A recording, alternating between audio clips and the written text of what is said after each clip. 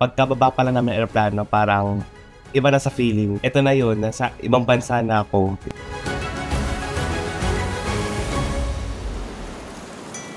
Pagkapasok pa namin doon, nakita ko pala yung anchor ng Welcome to Disneyland. Masasabi ko na sa sarili ko na, ito na yun. Ito na yung magical feeling na sinasabi nila na happiest place on earth. Dahil sa ano ko lang ito nakikita, ma-feelings feel na mga Disney movie, pero ito na siya finally. Dream ko talaga siya. Kasi parang dati, napapanood ko lang siya yung Disney Castle sa umpisa ng movie.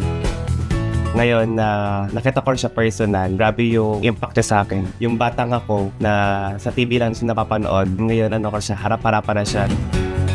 Nahil niya yung inner child ko. May ganito palang opportunities na binibigay ang Awesome CX.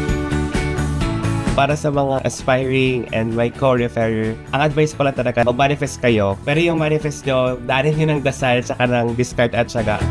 Huwag kayong titigil na mag-help sa other people. Itong experience na to, hindi siya mapapalitan ng pera.